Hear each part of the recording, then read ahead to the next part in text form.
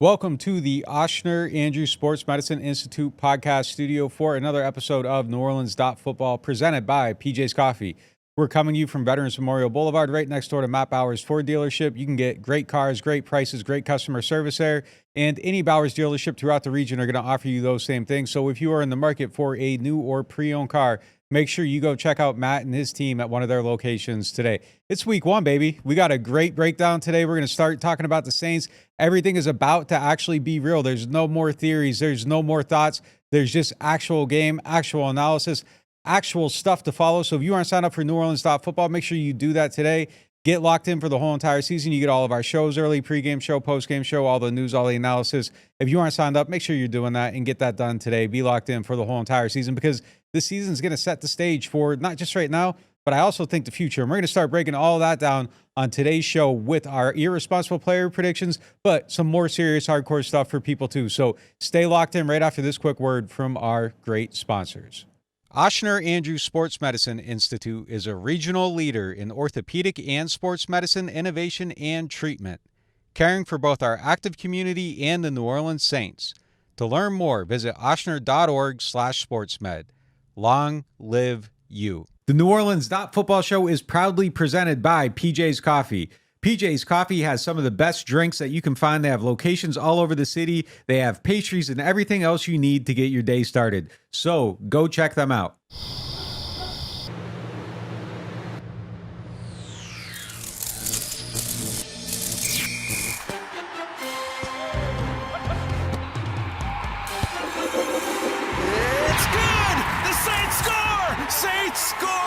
Score big with Saints Score. Win up to $100,000. Enter the second chance drawings for cool Saints prize packages. Play Saints Score scratch-offs from the lottery. New Orleans.Football is proudly sponsored by Urban South Brewery, the makers of Paradise Park Lager. I love supporting local breweries, and when looking for a refreshing, easy drinking beer, I always recommend Paradise Park. In fact, I think it might be the best game day beer out there. If you want something a little lighter, try Paradise Light. It's everything I love about Paradise Park with just 96 calories and 2.6 carbs. And if you're looking for a family-friendly place to watch the game, I'd recommend Urban South's Tap Room in the Lower Garden District. They've got 15 TVs, 30 unique beers on tap, and mouth-watering urban smash burgers. The whole family will want to make Urban South their new living room because at Urban South, they take laid back seriously. Looking for the best insurance coverage at the lowest price? Look no further than Chabert Insurance, the Earhart Agency. They are a local independent insurance agency right here in New Orleans, specializing in home, flood, and auto insurance. Their agents are born and raised in the area and understand our community's unique needs and the homeowners insurance crisis our residents are currently in. At Chabert Insurance, the Earhart Agency, their dedicated team will shop every available carrier in the market, ensuring you get the most comprehensive coverage at the lowest possible price. They know your time is valuable, which is why they work diligently to provide you with the quotes as soon as possible. Why settle for less when you can have the best? Trust Chabert Insurance, the Earhart Agency, to protect what matters most to you. I do. I've been a client of theirs since 2021. When we couldn't find someone to insure our house because of the big oak tree growing over top, Chabert worked until they found someone that would work with us and give us the protection that we need to feel safe in our new home. Call them today at 504-326-6526 or visit them online at Protected by Chabert. That's 504-326-6526. Chabert Insurance, the Earhart Agency, your local insurance experts. Hardhide Ponchatoula Strawberry Whiskey is an 86 proof blend of aged wheat bourbon, American light whiskey, and fresh Ponchatoula strawberries.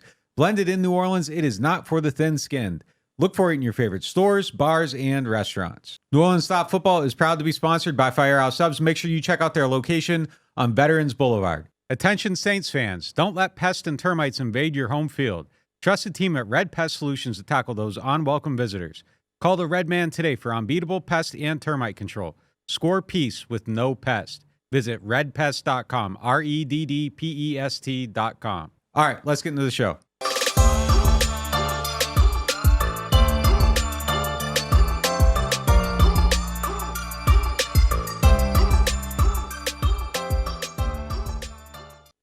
Welcome into the Oshner Andrews Sports Medicine Institute podcast studio here on Veterans Boulevard. It is now time for this episode of the NewOrleans.Football show. I'm Brandon Thomas, joined by Mike Triplett and Nick Underhill. Let's get into our lead topic presented by Shawbear Insurance, the Earhart Agency. Look, let's get irresponsible. Let's get wacky. Let's get reckless. Like you said, it's week one, baby. So now it's time for us to drop our irresponsible player predictions for 2024. Let's go around the room and start. First things first, there is a dog in here right now, so if the dog cruises through, I found a dog on the way to the studio, brought him in. We're gonna try to get him back home with his owner. But if the dog cruises through, that's just, he's just chilling. He's just chilling today. So irresponsible player prediction. I got one, and I really don't know if it's that irresponsible. Like, this is like my deep down belief. Like, I would normally not say it, but like my deep down belief is that it's actually possible and plausible. And that's kind of the idea behind this. Like, what's your wackiest real thought? 17-0. I can't believe you're going to say it. No, but I think Chris Olave could be like a 1,500-yard receiver. Okay. Like, I think it could set up to be that. And like, I wouldn't ever put that on paper. I wouldn't normally ever say that on here. I would hedge that and be like, oh, like 1,250 with room for more, like something like that. Like, deep down, I think this is a guy that could actually lead the league in receiving. Like, I think it could set up to be that. Like, they don't have a ton of players at that position. One thing goes wrong with Shaheed, they're going to have to like force feed him the ball. I don't know that he's at the position yet where like people are going to be double teaming him every single play. And if you got both those guys out there, like that's kind of tough to do. I think he has the speed. I think they're going to do things to get him the ball in better positions. I think there's at least a little bit of a chance for him to be the league's leading receiver. Mine was going to be 100 catches for Chris Olave. I'm not kidding. So, and I think it's for a couple of reasons. I mean, Chris Olave's totals over the last years, I did my fantasy projections, and I think I factored in one missed game for him, and I got to 95 or 92. But I just think the volume is going to be so high in this offense because I think the volume is going to be high in this offense for all the pass catchers that are on the field, but especially when you consider what else is around him. Like, we saw it in training camp. I mean, you did your totals of what everyone caught in training camp, and wasn't he was killing way ahead of everyone else? He was killing everybody. Yeah. So I think, 100 catches. I don't know if 100 catches gets him to 1,500 yards because I just think it's going to be a lot more volume. But either way, the best numbers of his career and putting him in another echelon. But since you took that one, this is one I don't fully believe in. But when I was doing those fantasy write-ups, I got to this on Alvin Kamara. I started with a 17-game projection, and I had, if he averages 4.1 yards per carry, which I think is absolutely possible because I think this offense is just going to do better for running backs, and I think Alvin is not going to bring down his average by being the guy that runs his head into a brick wall in the middle. They're going to get him outside more. I had him at 4.1 yards per carry, 14 carries a game for a full season. That got him to 976 yards, and I said 4.2 yards per carry would get him 1,000 rushing yards. Now, I don't think Alvin's going to play 17 games, but I do think he's going to get 14 carries a game, and I do think he's going to average 4.1, 4.2 yards per game. So if Alvin played 17 games, I think he'd shock everyone by this year of all years having his first 1,000-yard rushing season because I don't think the guys behind him are going to take those carries away from him, and I think his average is going to go up in this offense. I think he'll miss a couple games, though, but I think he'll be on pace for a 1,000-yard season in this offense. I think the question mark surrounding this offense and how good it can be led us all to go with offensive picks on this because, not going to lie, I did have the same exact thing about Alvin being a 1,000-yard rusher. His first one. Isn't it crazy he's never had one? Yeah. Even in all those years where they gave him like 230 carries and stuff like that. Closest he got was 932, I want to say, with my research. 932. But my pick is that Jamal Williams is going to have 5+ touchdowns this season. Last year he only had one, and that was a fluke. Yeah, we remember. That was almost a fluke that he had. But I think this year he finds a little bit more of a rhythm. He's able to get in on goal line stuff maybe. I don't know. Maybe we'll see. But I think Jamal Williams will have 5+ touchdowns this season. I think that'll be it because, there's no choice but to be better than last year. I got two more. I'll go on one and then see if anybody else has any. I'll go 12 sacks for Chase Young. I think Chase Young is locked in. I've heard some stuff about him like emerging into like a leadership role already, which kind of puts the pressure on himself and everybody else. Like the idea of him has always been, is he locked in? Is he going to play up to his potential? If he's got people kind of following behind him, that illustrates to me that he has entered the situation with the ideal mindset for what he needs to do and what he needs to accomplish this season. Every incentive is there for him to elevate to the next level. And if he's taking them steps, I think 12 sacks is extremely reachable for somebody with his skill set. Yeah. I thought about Chase Young too, and he might come up later in this program, but he's only had 7.5 sacks as a career high. I don't know exactly why that is, but one thing that I've noticed with Chase Young, both in practices and in preseason games, is maybe there should be a sacks created statistic, but like I think he's going to be such a disruptive force, but that doesn't necessarily mean he'll get the sacks. Like he drove one into Brian Brzee, he might drive one into Carl Granderson. So I don't know if I agree with the 12 sacks, but I completely agree with us all agreeing that he's the most disruptive force they've had on that defensive line since Cam's prime. I'll go with Tyrann Mathieu having 6 interceptions. That matches his career high, which was in Kansas City. He had 5 is the second closest after that. I think this year, I don't know. I think it just clicks all together for him, and he goes up there and gets 6. He almost had a pick 6 at the end of last year, and I think, he's been training this offseason. I think he's able to maybe put 2 of those in the end zone, but I think Tyrann having 6 interceptions is irresponsible in a certain sense, but I see it. I see it could possibly happen. Are these supposed to be optimistic? They can be anything. Okay. I'm going to save my other optimistic one for when we discuss defensive MVP later, but I'll bring it down because we're all talking about like a 15-2 team right now if all these things happen. This is a bad one, but I think the Saints are going to get off to a slow start, and we're going to hear boos in the Superdome before halftime of the first game. I think they're going to have to fight against a really dangerous atmosphere this year. I feel good about this week. I think they're going to smoke them. Good. They need to. I think they need to. I know this is another topic, but I'm just letting you know that I'm prepared. This team has to wear armor this year. This team's going to have to fight through it. Everything's against them right now, and so we're doing a lot of positive predictions. And I just want to let everyone know that I know that 23 minutes into this game, if they're down 6-0 against Carolina, we're going to be hearing boos in the dome, and they're going to have to fight through that. The Saints are entering the season 0-6, basically. Yeah, it feels like it. Yeah, almost. So I'm not like I think they should smoke Carolina. I think they should, and I think they will. I'm not there. But I mean, if they're down, if they struggle, if they play poorly, they have no wiggle room. They could get booed after the first series. Like it's that crazy right now. I've never seen anything like it. We're hearing Rattler chants in the first. I mean, if Derek Carr throws a pick before he throws a touchdown, we're going to be hearing Rattler chants.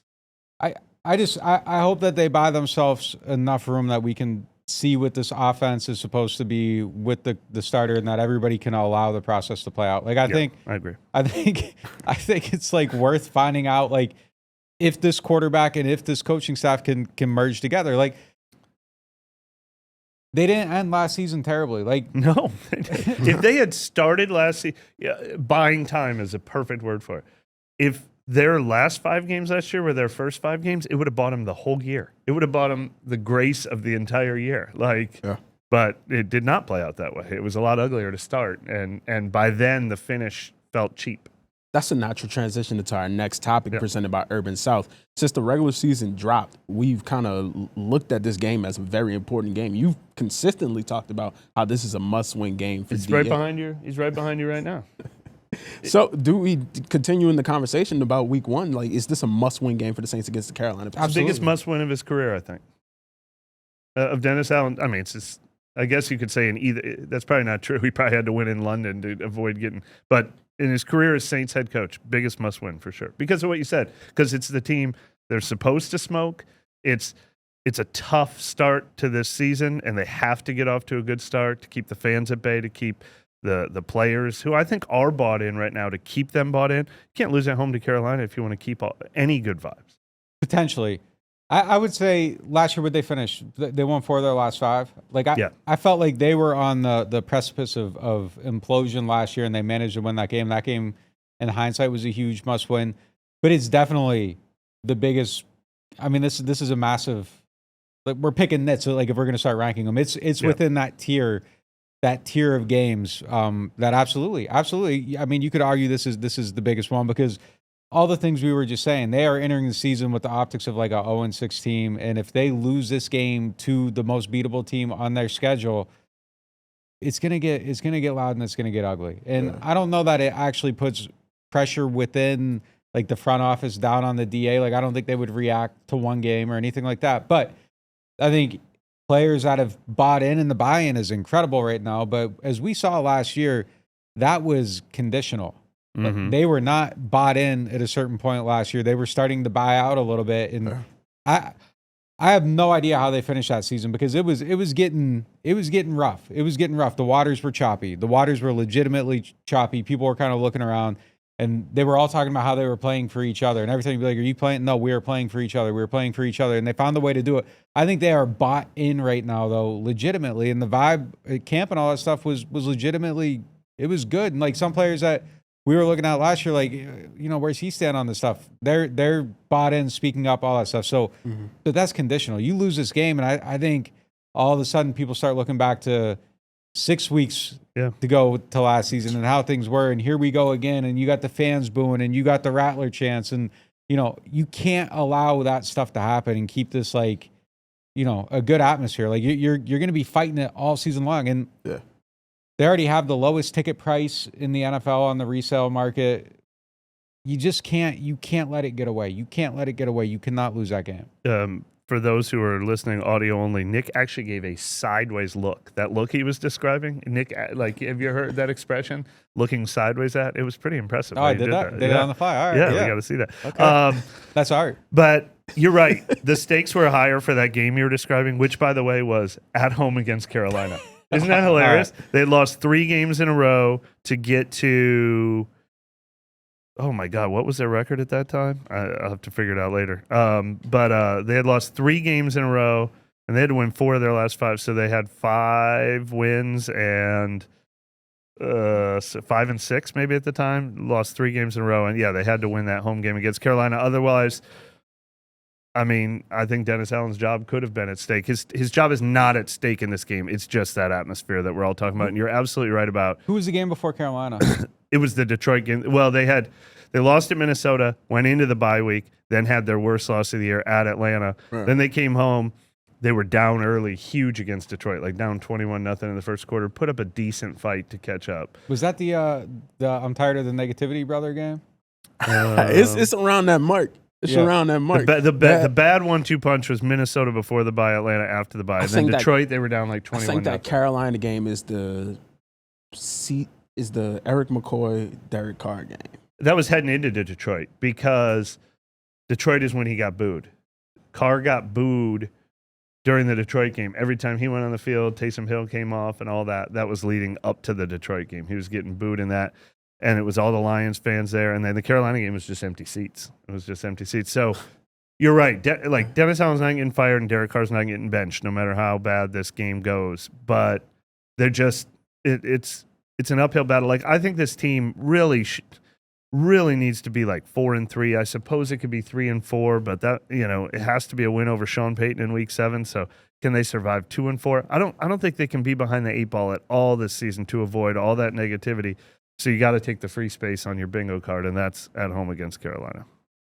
Like a Monopoly. Got to get that free move. Got to buy the railroads early. If you pass on a railroad early, you're not beating me. Let me have those. Yeah. Let's go into our next segment presented by Aaron Rose. Mike, you had Carr at 4,150 yards this season. That's 244 per game. What would it take for him to exceed that mark? It's pretty easily. I mean, last year his number was low, 38.78, but he was on pace for more than 4,150, even in that horrible year with Josh McDaniels, or he was on pace for more than 4,100, even in that bad year with Josh McDaniels, 4,800 the year before that, and then in 16 game seasons, 4,100, 40-50, 40-50. I mean, and then I looked at Kirk Cousins, what he did in this Clint Kubiak offense. He got over 4,150, I think, or he was really close to that. Like, it was just a pretty easy number for me to come up with as like a very realistic number. I don't think his passing volume is going to go up in this offense. I think, if anything, they want to run more. They want to have quick passes. So I'm not expecting that this new offensive system increases. I just think that 38.78 last year was abnormally low. I think he's really shown us like an 8-year average of 4,150 being a very realistic number. So, yeah, I mean, he had a 4,800 in there. I I mean, it's entirely possible he could go over that. I think the Saints would be perfectly happy if he only threw for 4,000 and they were running for 2,000, though. But, unfortunately, I think this team will be behind in some games and stuff. So, yeah, I felt pretty strong about that number. So his career average is 245 per game. And I did 244. You did 244. I mean, it does get brought down quite a bit. 2014, his rookie year, he averaged 204 yards a game. So outside of that, the number goes up a little bit. I think the number can definitely go higher. If you remove that season, let's see, yards per game, 250 per game. So about 250 per game times 17. Let's see what that gets you to. 4,250. I mean, it's definitely. I think I would take the over on that number. I think I would take the over on that number overall. And I think this should be a little bit more high powered than some of the other offenses that he's played in. Like Purdy averaged 267 last year. I don't think he's really considered to be like a big time gunslinger. Tua went from 204 a season to 272 a season. Stroud was at 273. Like I think that number could be a little bit higher, and it's not necessarily based on volume. I think they just do a better job of manufacturing big plays in this offense. And if you get some yak on it, that number goes up quite a bit. You get a couple bombs on play action, that number can go up a little bit. So I think it goes up a little bit, but I don't think it's going to be drastically different. I think if this team is succeeding and doing what it's supposed to do, some of that heavy lifting is off Derek. And I don't think you want Derek throwing for 270 a game, but I think 250, 260, that's probably somewhere where I would have predicted the range to kind of fall in. But I don't think we're worlds apart. Cousins in 2021 was actually 263 a game. He had 42-21, but that was in 16 games. So entirely possible. But I don't think this team requires it, depends on it, is counting on it. I mean, they'd be perfectly happy with 4,000 passing, 2,000 rushing. But he could easily get to 250 a game. That's not unrealistic at all. It's real now. It all counts. We get to really see the Kubiak offense out there this Sunday. Very excited to see that. That'll take us into our first break. When we come back, we'll talk about it's an episode of NOF before the season starts. So we're going to talk about the O-line. And then on top of that, we'll become the committee, make some predictions. Keep it locked to NewOrleans.Football. Total Maintenance is one of the largest locally owned home and commercial service providers in South Louisiana. They were founded in 1980 and serve the greater New Orleans and Baton Rouge markets. And Total Maintenance wants to show some love to our NOF listeners. They have a membership program that gets you 2 tune-up visits for AC and heating, as well as club membership discounts of 15% on all repairs, half off of all diagnostic charges, and 3-year warranties on most repairs for membership clients. This is usually priced at the low price of $24.95 a month per system, but if you tell Total Maintenance that you found them through NOF, they'll lower the price to $20.95 per month per system for as long as you keep the membership active. It will never increase. Total Maintenance has a tune-up special running this summer for $79, down from the normal price of $179. This is a one-time offer for one system only. They also offer a free diagnostic on second opinions on units deemed to be unrepairable, and they offer free estimates for replacements as well as commercial maintenance programs. Services include AC and heating service and replacement, electrical service, plumbing service, as well as generator service and installation. They are Total Maintenance. Find them at tm-ac.com or give them a call at 504-841-3300, or if you're in the Baton Rouge area, 225-480-1000. Martin Wine and Spirits is home to a selection of hand-picked barrel select bourbon, whiskeys, and much, much more. They are family owned and operated since 1946 and specialize in wine, spirits, gourmet food, gift baskets, catering, and tasting events. They have many locations, so they're never too far away. You can check them out in Metairie, New Orleans, Mandeville, and Baton Rouge, or if it's more convenient, you can always shop online. Whether you're a wine novice or a seasoned collector, you'll enjoy the Martin Wine and Spirit experience. Score big with kickoff combos at New Orleans Hamburger and Seafood Company. Comes with fried shrimp and your choice of soft-shell crab traditional or our famous thin-fried catfish, all served with garlic herb fries, starting at only $10.99. Only at New Orleans Hamburger and Seafood Company. There's nothing quite like the feeling of stepping into your dream home. At Jefferson Financial Federal Credit Union, we can help make that dream a reality with a team dedicated to you. When you partner with Jefferson Financial, you do so for the life of the loan. Having a single point of contact when questions arise is invaluable. Our experts are here to guide you every step of the way. There's no better time to invest in your future. Apply online at jeffersonfinancial.org. Federally insured by NCUA, Equal Housing Lender. Whether you are a local New Orleanian or a fan in town for the game, get your pre- and post-game fired up at Aaron Rose. Local chaos and local love for the black and gold. Wake up and live with daily drink specials, mimosas, screwdrivers, Bloody Marys, and hot or frozen Irish coffees, all just $3 or $4 between 10 a.m. to 2 p.m. Aaron Rose, half a block from Bourbon Street in the French Quarter, 811 Conti Street. Looking for the ultimate game day experience? Come to the Queen Casino in Baton Rouge. Savor game day platters and snacks, plus drink specials at 1717 Kitchen and Cocktails.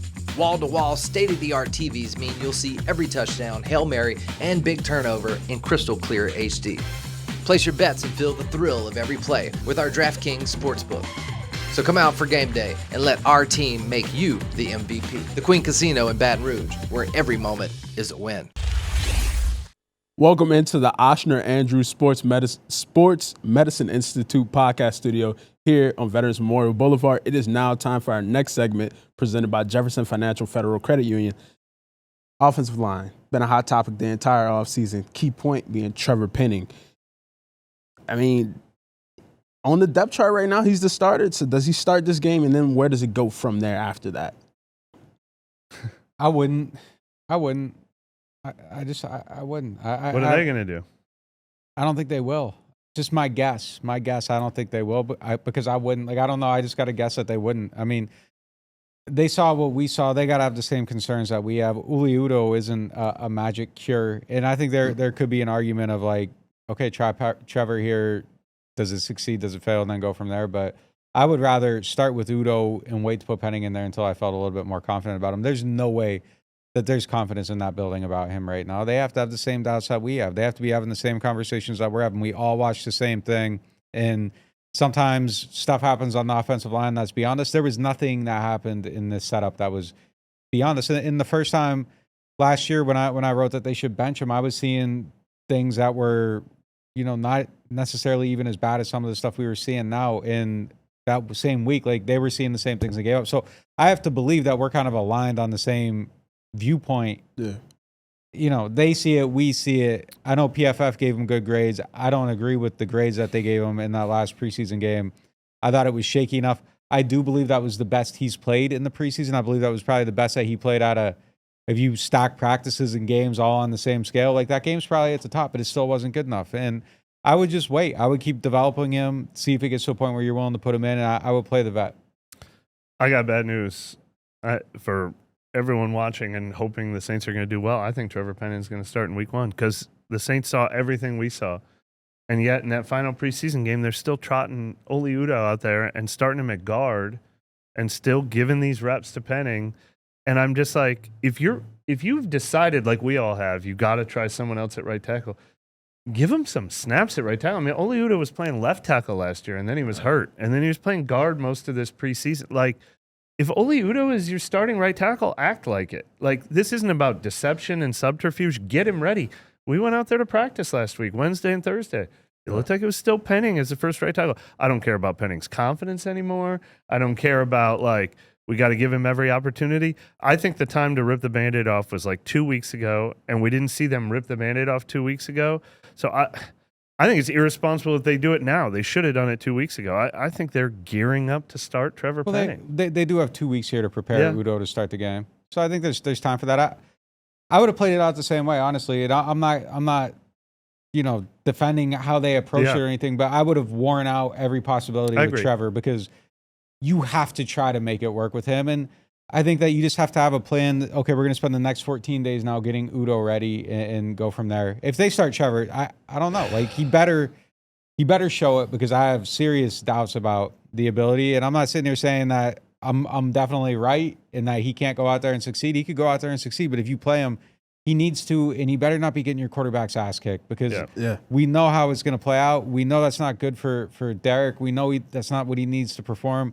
I'm not saying Udo's going to be significantly better, but I feel like the floor raises a little bit on it. But I would have played it out until the end because Trevor's ceiling is so high. And there's just things you're watching with him, and you're just like, this has to click, right? It can't keep going like this. He has to be able to figure out how to anchor. He has to figure out how to have a plan. He has to figure out how to not be confused. And every day you kind of go out there and you're like, is today the day? Is today the day? And some days are a little bit better than others, but today was never the day. So I think you give them all the days, and then once the days are out, you go to something else. But if they go to Trevor in this, I'm with you. I'll join you on that irresponsible word. I agree with everything you said I agree with the approach to give Trevor every snap, all off season, all training camp, all first 2 preseason games until the end. Give him every chance, because not just because of, and I think a lot of people get this wrong, not just because what they invested in him, but because of what they see in him. They're like, this is the talent that we thought was worth a first-round pick, the size, the speed, the athleticism, the tools,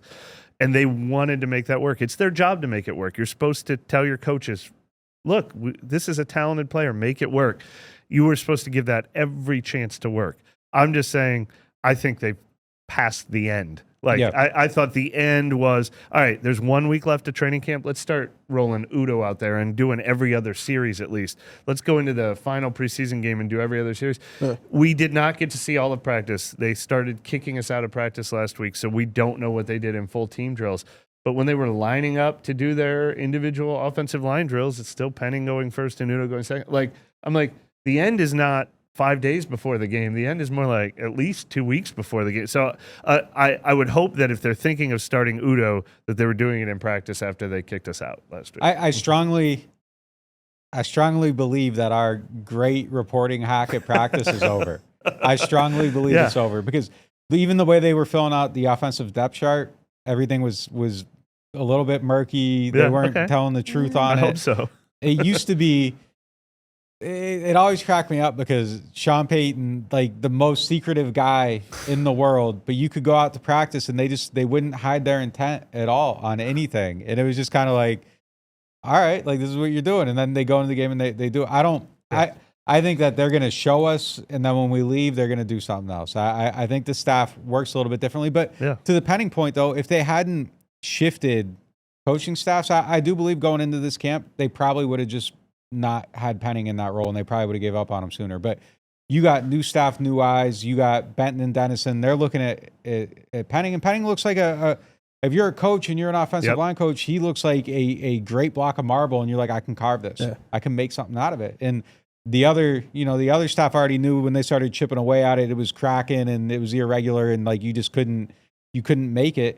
But these guys, look, you have 2 really good offensive line minds. You have an offensive line coach that many would consider one of the best in the league, top 5 guy. Like if you're starting to staff, a lot of people would want him, especially for this brand of offense. He might be at the top of that list. If they're telling you, hey, like I want to work with this guy and I can make it work, you're going to let him run that process. Sure. So I think that's kind of how it goes. You let him run the process, you get to the end of it, and then it's like, all right, look, that wasn't working. We got to do something else. And I think maybe that's what happens here. I hope that's what happens here.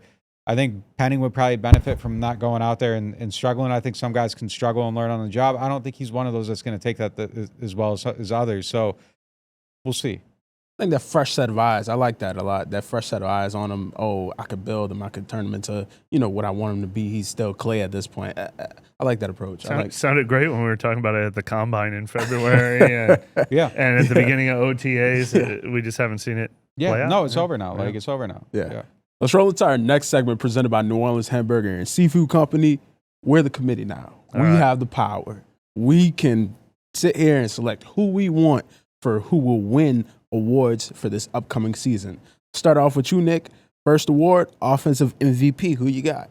I'm going Olave, start to finish. I think he's the best player on the team now, both sides of the ball, most talented player on the team, and I think this is his season to lock it in and show everybody. I think he was probably the offensive MVP last year, but I think it comes with a exclamation point this year. Yeah, I think we're going to pick Olave in the end too. He would be my bet, but just for the sake of mixing things up, if this offense is going to work, it means the offensive line's not going to be a total disaster, and it probably means we're going to give some credit to the captain, Eric McCoy, for that. So, if he has to hold this patchwork offensive line together, maybe we'll be talking about him as sort of like the secret MVP of the whole thing by the end of it. I also wrote down Olave, but I think if it works like we're expecting, maybe Kamara, like I said earlier for my irresponsible prediction, had him as 1,000+ yard rusher. I'm going to go with Olave, though. I feel like that's a safer pick. Yeah, it's I agree. not irresponsible like the other one. Next up, defensive MVP. I think we all have the same cap for this one. Chase Young? Yeah. Yeah, Chase Young is, again, like, if we're setting the betting favorite, if we're betting the smart money, it's Olave on offense, it's Chase Young on defense. But I'm going to pick, this was what I saved from irresponsible predictions. I'm going to pick Paulson Adebo. I know Nick's been a little skeptical of, is he a number one corner? I'm again worried that we're going to see Marshawn Lattimore for 17 games. I think Kool-Aid McKinstry's not ready. See Marshawn for 17 games? Right, I'm saying, like, I'm skeptical we will see him for 17 games. Like whether it's injury, whether it's who knows with Marshawn. Kool-Aid McKinstry's not quite ready to do that yet. So I think once again a lot is going to be on Adebo's shoulders. And if he gives us 16 games of what we saw last year, I might be sitting here saying he was my defensive MVP last year, and it's such an important job that that he's sort of my non-Chase Young candidate for this award. From what we've seen in camp, where we've seen his mind kind of develop on the team and like the way that people talk of him in reverence and different things like that, I'm going with Chase Young. Yeah. Gotta go with Chase Young. Yeah. Rookie of the year.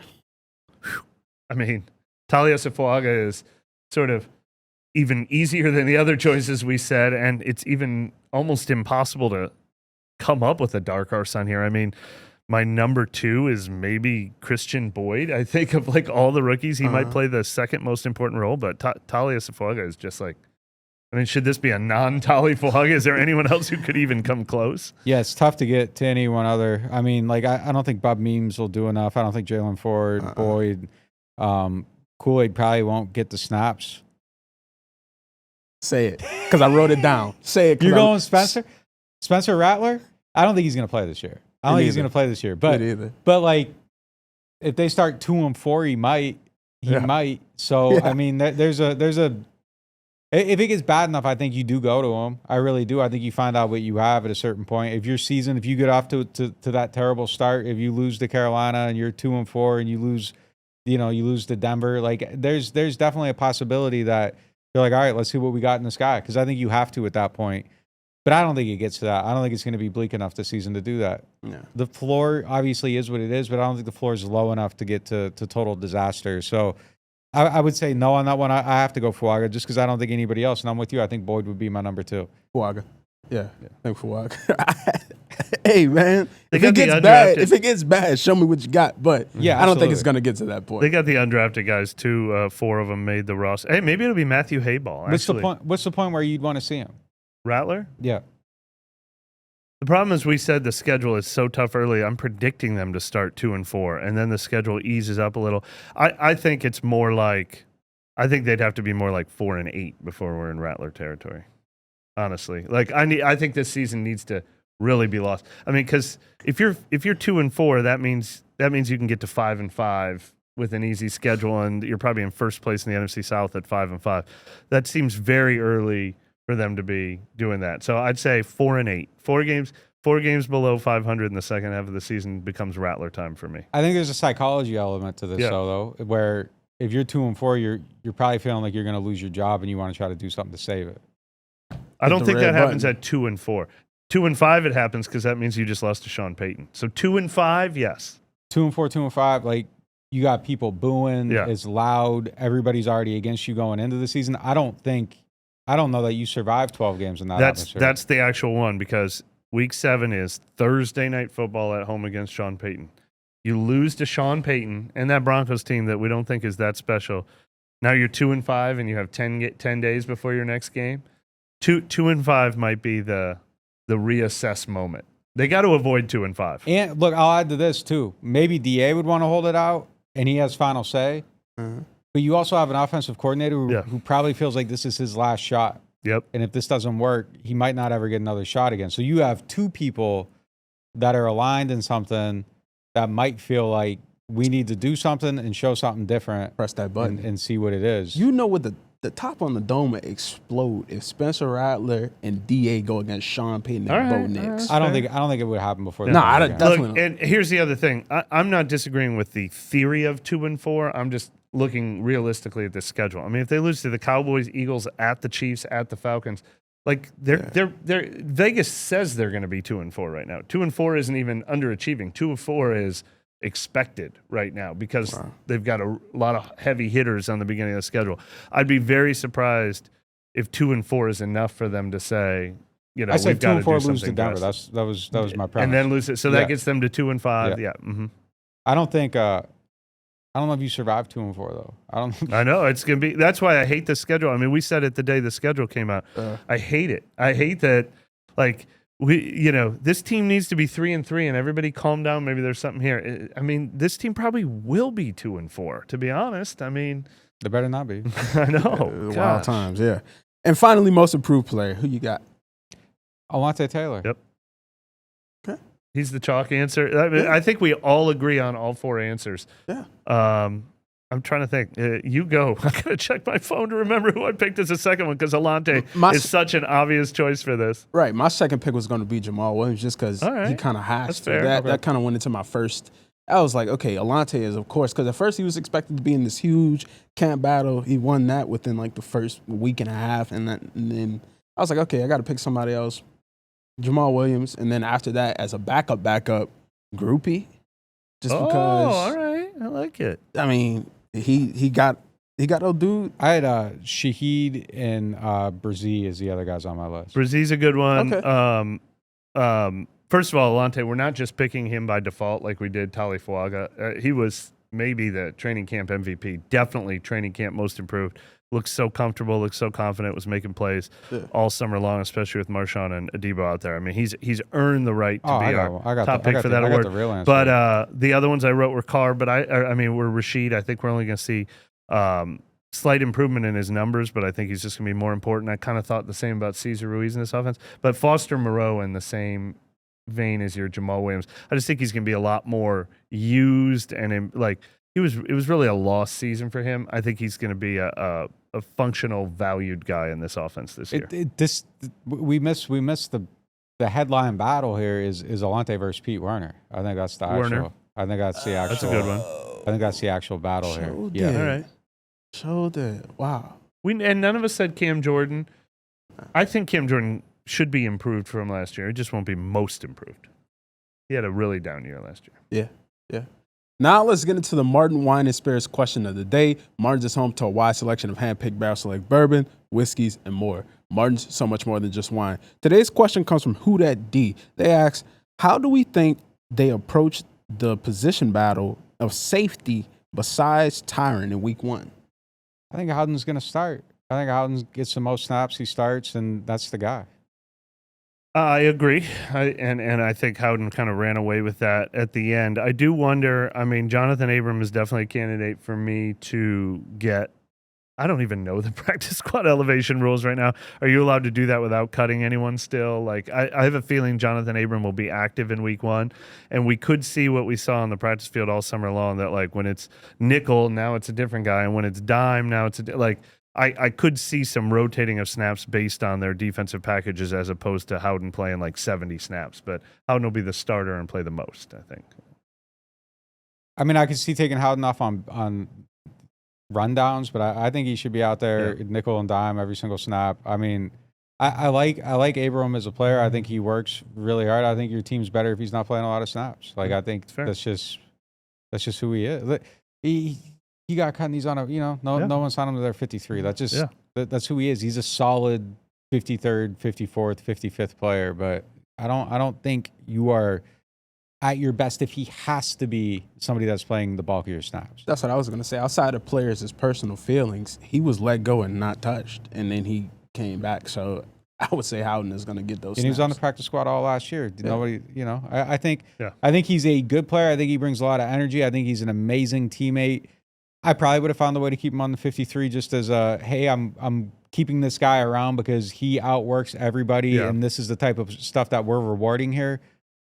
But barring that, like I just, you're a better team if you have somebody that can play at it. Now, he could take those snaps from him, but I think that's more about somebody, you not having enough at that position. And Houghton was one of my candidates for most improved too, because he's gonna get that opportunity early to go and show himself. He's got a lot of room for improvement. Yeah, so that was gonna put him on that list for me, but I just couldn't go with him over Alontae Taylor and the other picks that we had.